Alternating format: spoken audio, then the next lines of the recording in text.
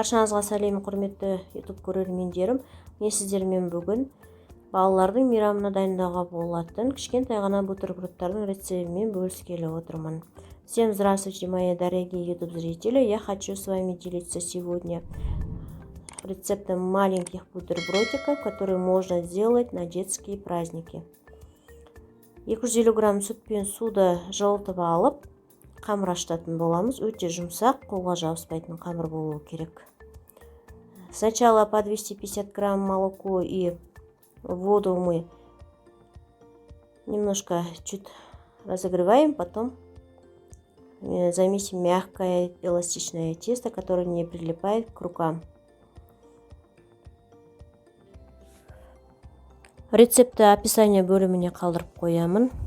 Рецепт я оставлю в описании. Егер де каналыма тіркелмеген болсаңыз, міндетті түрде тіркеліп алыңыз, және де ұнаған рецепттерді достарыңызбен бөлісе отырыңыздар. Если вы еще не подписаны на мой канал, подписывайтесь и делитесь рецептами, которые вам нравятся. Алдын ала рахметімді айтамын. Преждевременно всем говорю спасибо, что подписались. Қамыр дайын, енді котлет жасайтын боламын. Менде қима, сиыр еті, қой еті және тауық етінен араласқан. Жұмыртқамен осылай біркелкі етіп араластырып аламыз. Кішкене дәм беру үшін картоп қосамын. Паприка, кристаллик, дәмдеуіштер, қара бұрыш, қызыл бұрыш сияқты шашлычный, мына жақта сиыр етіне арналған сияқты әртүрлі дәмдеуіштерді қосуға болады. Және кішкене ұн салу керек. Теперь будем готовить котлету. У меня фарш куриный, говяжий и баранина. Тауық етінің қимасын міндетті түрде қостым, себебі ол котлетке жұмсақтық береді. Кейбіреулер нан қосып та жатады, ал мен болса картоп езбесін салдым, себебі картоп езбесімен өте дәмді болып шығады. Я добавила сюда куриный фарш, оно делает котлету еще мягче. И вместо хлеба я добавила пюре картофельное. С ней вкуснее получаются котлеты. Дәл осылай ұнға ұната отырып, қолға жабысып тұрған қимамызды әдемілеп формаға келтіріп аламыз. Котлеты будем делать таким образом. Но фарш мягкий, оно прилипает к рукам, но с помощью муки делаем такую красивую формочку. Енді осы котлеттерді әдемілеп қуырып аламыз. Кішкентай ғана котлеттер болып шығу керек, бутербродқа салуға ыңғайлы болу үшін. Ал майға піскен кезде котлеттер міндетті түрде кішірейеді.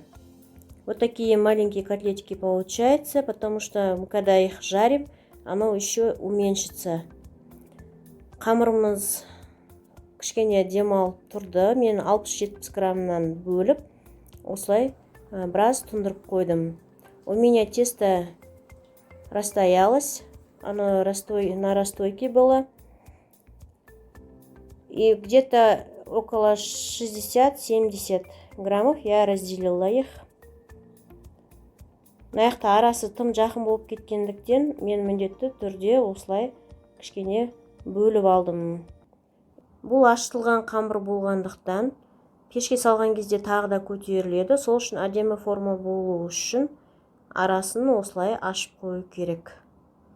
Это сдобное тесто, поэтому надо немножко на расстоянии быть, потому что оно еще раз поднимется, когда вставим в духовку.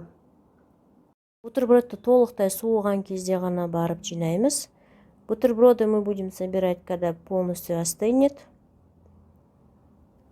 Менде дайын тартар соусы. Өте керемет соус. Сырный соус. 67% майонез және кетчуп. Бұлардың барлығы міндетті емес. Сырный соус алмасаңыздар да болады. Тек кетчуп пен майонезбен ғана жинауға да болады, бірақ осы дәл сырный соуспен және тартар соуспен барлығын араластыра отырып жасасаңыздар, бутербродтарыңыздың дәмі мүлдем ерекше болып шығады. У меня готовый тартар соус, сырный соус, 67% майонез, кетчуп. Эти соусы не обязательны. Ну, можно делать и с кетчупом, и с майонезом. Но если вы добавляете такие готовые соусы, как тартар и сырный, ваши бутерброды получаются еще вкуснее. Осылай соус, майонез, кетчуптарды кезектестіре отырып, бутербродты жинаймыз. Таким образом будем собирать наши бутерброды, чередовая майонезы, соусы, кетчупы. Осы қамырды ашытатын кезде тортқа арналған бояғыштарды қосып, түрлі түсті бутерброд жасауға да болады. При замесе теста можно добавить разные пищевые красители и сделать разноцветные бутерброды. Барлықтарыңызға ас болсын, сау болыңыздар. Всем приятного аппетита и до свидания.